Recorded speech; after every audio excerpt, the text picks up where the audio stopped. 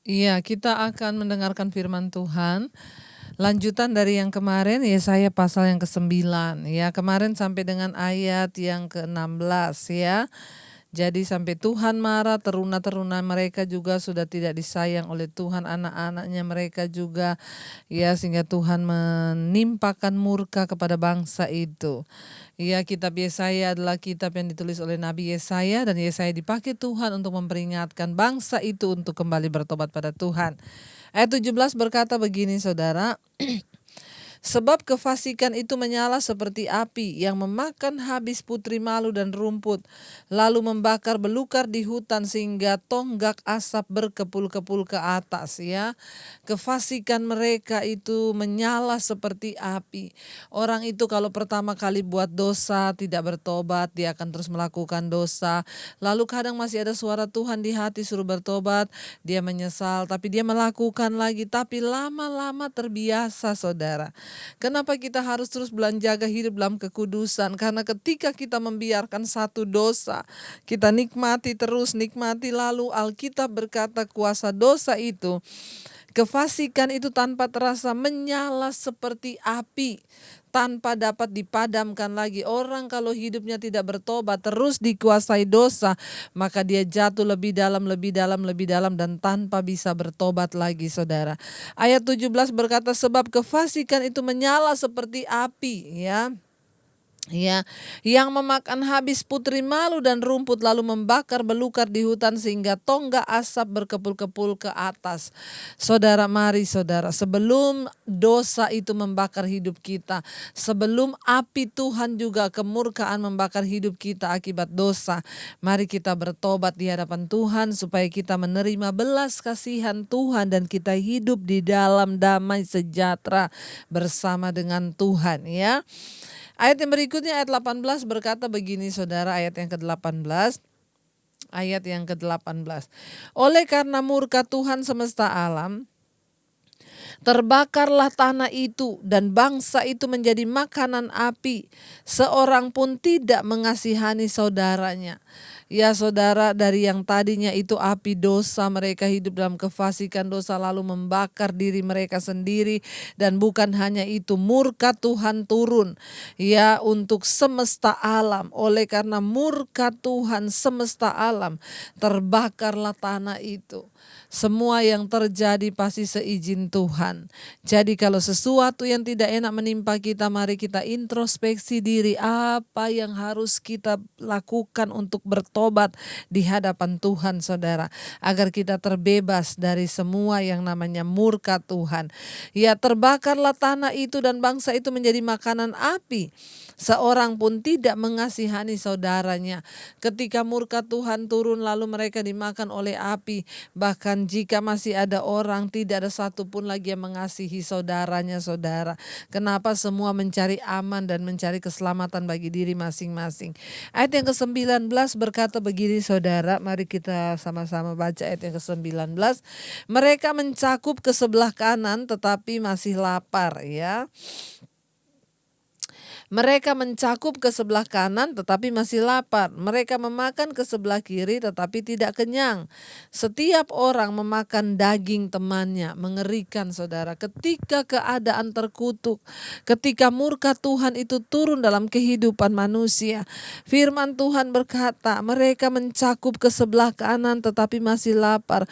Mereka makan ke sebelah kiri tapi tidak kenyang. Ini juga gambaran di akhir zaman sekarang, manusia tidak pernah puas, manusia tidak pernah kenyang, sehingga kita dipaksa untuk terus berburu, saudara, berburu kekayaan, berburu hanya ingin mengenyangkan diri, tetapi tidak ada rasa puas atau rasa kenyang. Mari kita sungguh-sungguh bertobat di hadapan Tuhan ya. Bahkan firman Tuhan berkata, setiap orang memakan daging temannya. Aduh, ini satu hal yang sangat-sangat mengerikan. Ketika satu orang memakan daging temannya, ini berbicara tentang ketamakan yang terjadi. Bahkan orang saling menelan tanpa lagi ada belas kasihan, saling membunuh, saling menjatuhkan. Ya, dia memakan temannya sendiri, saudara. Dan ini keadaan terkutuk. Ayat yang berikutnya di sana dikatakan ayat 20, mana Manasye memakan Efraim dan Efraim memakan Manasye, dan bersama-sama mereka melawan Yehuda. Sekalipun semua ini terjadi, murkanya belum surut dan tangannya masih teracung. Bangsa ini mengalami murka Tuhan yang begitu hebat dan luar biasa. Efraim dan Manasye adalah suku-suku di kerajaan utara, saudara ya. Tadi kita lihat di sana dikatakan Efraim memakan Manasye, Manasye memakan Efraim, dan mereka bersama-sama melawan Yehuda. Saudara, Efraim dan Manasye adalah suku-suku di kerajaan utara yang berasal dari dua putra Yusuf. Mereka bersaudara tapi akhirnya saling membunuh, saling berperang. Mereka melakukan perang saudara karena keegoisan dan kefasikan mereka. Ketika mereka terus hidup dalam dosa dan kefasikan, sehingga ada terjadi perang saudara, saling bunuh. Bukan lagi bangsa asing yang dipakai untuk membunuh. Saking fasiknya saudara, mereka saling membunuh saudara bersaudara. Saudara, mungkin hari-hari ini kita juga tanpa menyadari melihat ini terjadi.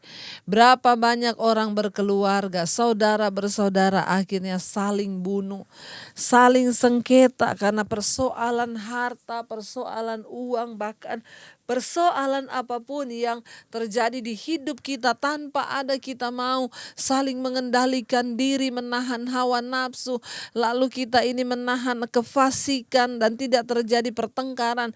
Tetapi hari-hari ini kita melihat orang semakin saling mau menggigit, saling memakan walaupun sesama bersaudara. Seringkali hanya karena harta, hanya karena sesuatu, selalu terjadi pertikaian dan pertengkaran. Mari kita sama-sama minta kepada Tuhan agar saudara kita ini mau terus hidup dalam perkenanan Tuhan, agar kita ini mau terus mencari apa yang berkenan di mata Tuhan, sehingga keadaan terkutuk itu tidak kita alami dalam hidup kita. Bahkan sekalipun sudah terjadi saling bunuh, ya, murka Tuhan turun, terjadi saling menghancurkan, perang saudara. Ayat ini berkata, sekalipun semuanya ini terjadi, murka Tuhan belum surut, saudara ya. Dan tangannya masih teracung, kata firman Tuhan. Ya, tangannya masih teracung untuk menghancurkan bangsa itu. Karena itu mari kita sama-sama berdoa supaya kita semua hidup di dalam takut akan Tuhan, sehingga tidak ada kutuk yang menimpa hidup kita, bahkan saudara bersaudara tidak saling membunuh dan mencelakai. Iya, Yesaya pasal yang ke-10 ayat yang pertama, saudara. Ya, celakalah mereka yang menentukan ketetapan-ketetapan yang tidak adil, dan mereka yang mengeluarkan keputusan-keputusan kelaliman.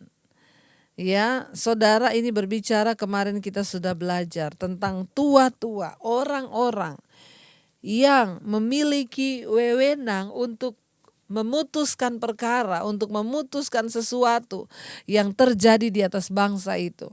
Ini berbicara kepada tua-tua, nabi-nabi, orang-orang yang punya kuasa untuk mempengaruhi, orang-orang yang bisa membuat keputusan, entah itu di atas suatu bangsa, di atas kepemerintahan, bahkan di gereja.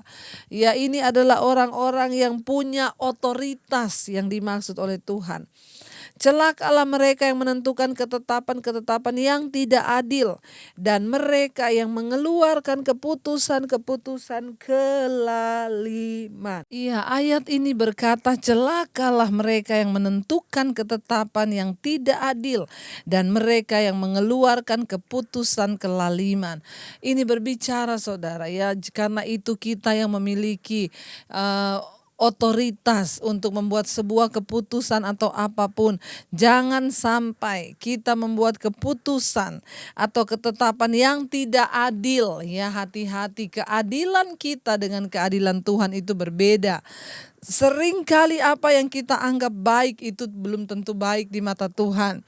Karena itu penting bagi setiap orang yang punya tanggung jawab, yang punya kekuasaan, entah itu di atas bangsa, di atas kepemerintahan, yang punya keputusan di dalam gereja sebagai pendeta atau gembala, kita harus sungguh-sungguh membuat keputusan yang adil berdasarkan firman Tuhan.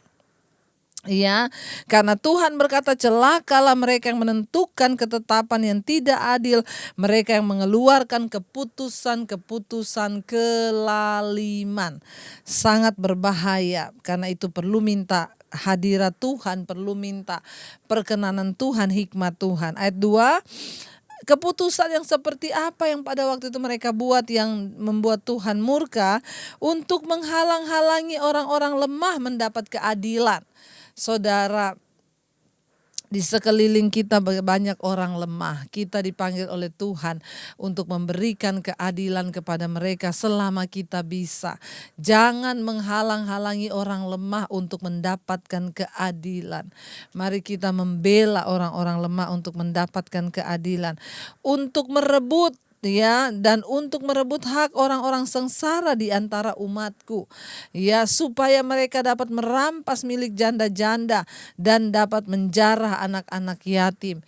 Mari kita sungguh-sungguh berhati-hati bahkan atas setiap kepercayaan yang Tuhan berikan hari-hari ini, supaya kita tidak salah mempergunakan, baik itu soal uang bagi orang-orang yang memiliki berkat berlebih, bagi gereja-gereja yang memiliki keuangan berlebih. Tuhan mempercayakan itu untuk apa? Untuk kita melakukannya, untuk membela hak orang-orang lemah, untuk membela hak orang-orang yang sengsara di antara umatku, supaya mereka juga mendapat bagian, dan jangan menahan milik janda-janda, dan jangan menjarah anak-anak yatim. Semua yang Tuhan percayakan di hidup kita ini harus kita pergunakan sesuai dengan rencana dan kehendak Tuhan, agar Tuhan tidak murka terhadap kita, saudara.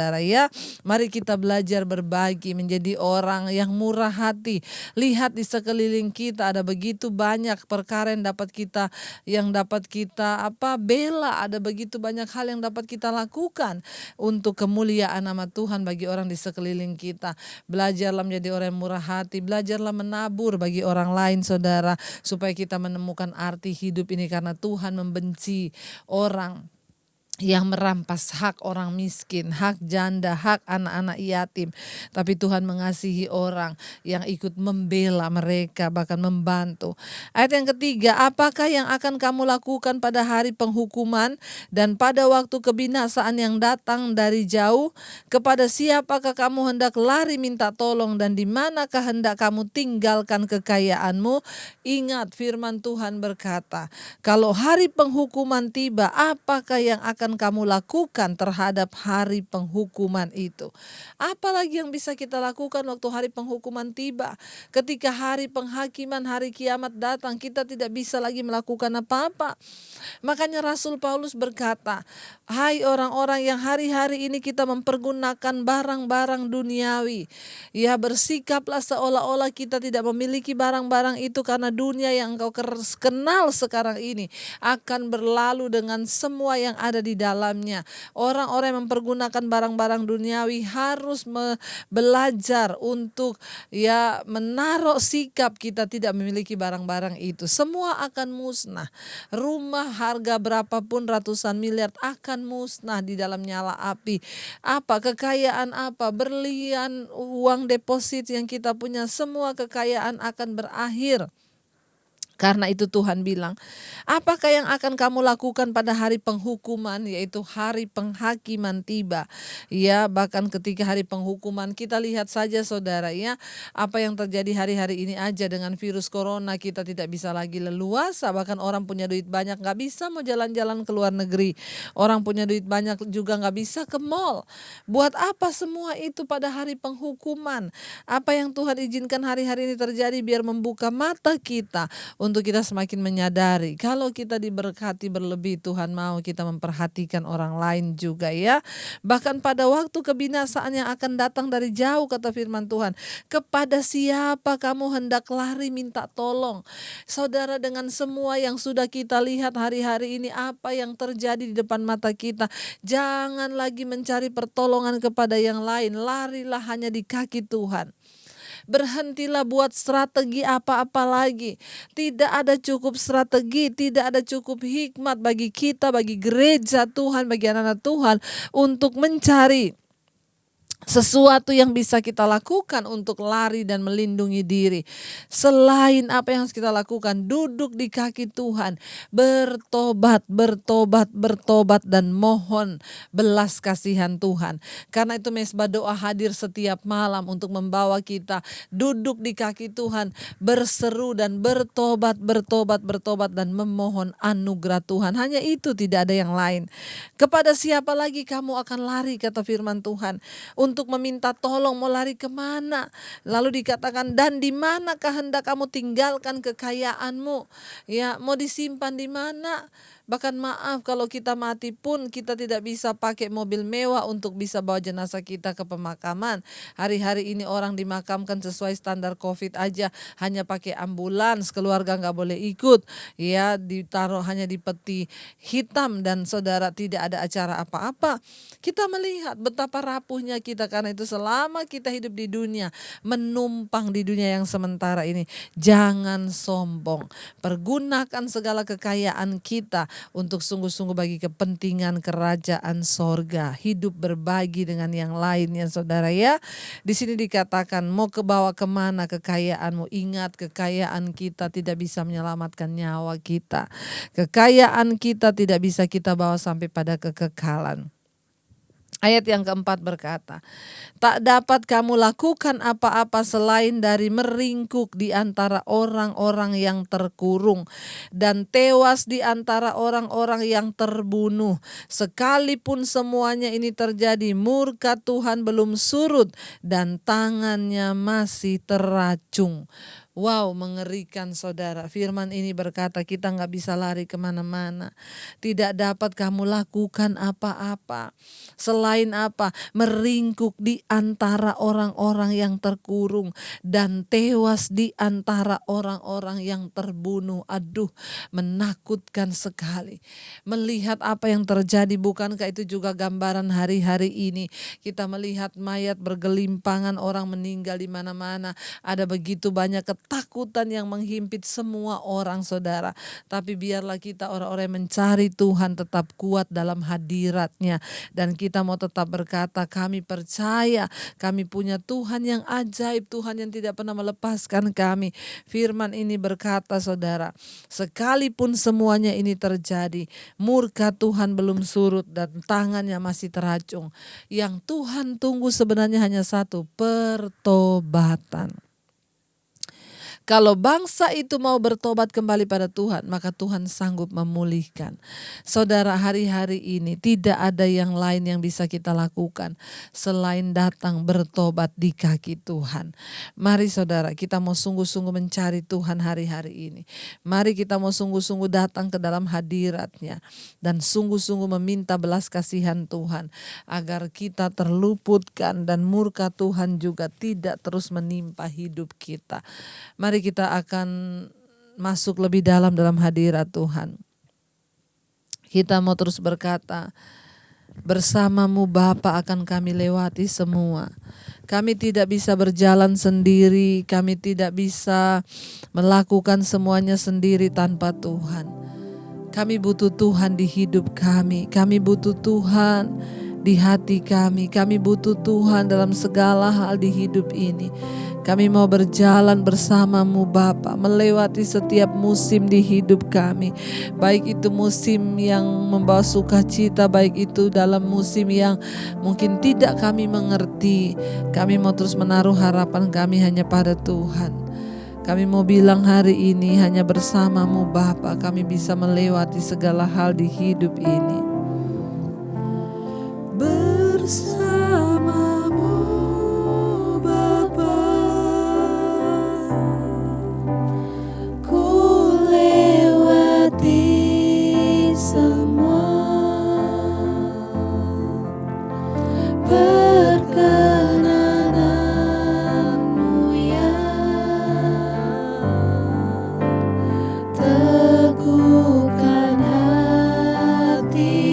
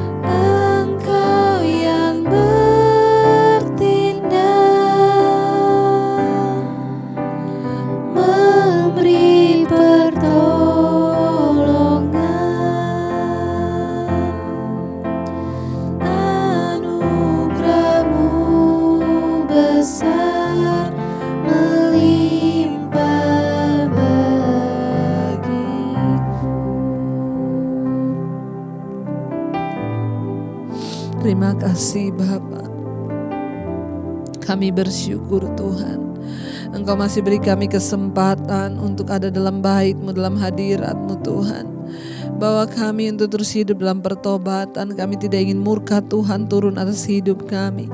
Tidak ada yang bisa kami sombongkan. Kalau Tuhan izinkan kami hidup hari-hari ini, itu artinya kami harus hidup berbagi Tuhan, membela hak orang-orang yang lemah. Tuhan tolong kami, mampukan dan berikan kami kepekaan Bapa. Kami tahu bahkan harta tidak bisa menyelamatkan kami pada hari penghakiman. Hanya Tuhan saja yang sanggup. Kami membuka hati dan tangan kami. Diberkatilah Engkau dalam kehidupan-Mu, diberkati rumah tangga-Mu, diberkati pekerjaan-Mu, diberkati kesehatan-Mu, diberkati pekerjaan-Mu. Tuhan memberkati semua yang Engkau lakukan dengan tangan-Mu. Dibuatnya berhasil, bahkan hidup-Mu menjadi tanda bagi kemuliaan-Nya. Terimalah kiranya berkat dari Allah Bapa, cinta kasih Tuhan Yesus Kristus, penyertaan manis Allah Roh Kudus menyertai hidup-Mu. Mulai dari malam hari ini sampai kali yang kedua Tuhan Yesus datang menjemput kita semua, nama-Mu tercatat di dalam kitab kehidupan. Dalam nama Yesus yang percaya diberkati Tuhan, katakan bersama, amin, amin. Tuhan Yesus memberkati, tetaplah setia, tetaplah berdoa, dan Tuhan Yesus menyertai kita semua. Jika Anda diberkati dengan channel saya, jangan lupa tekan tombol subscribe, dan jangan lupa like, share, dan komen. Dan jangan lupa untuk mengklik tombol lonceng di bawah ini, supaya Anda mendapatkan pemberitahuan setiap kali saya mengupload video-video yang baru. Jangan takut karena gratis. Tuhan memberkati.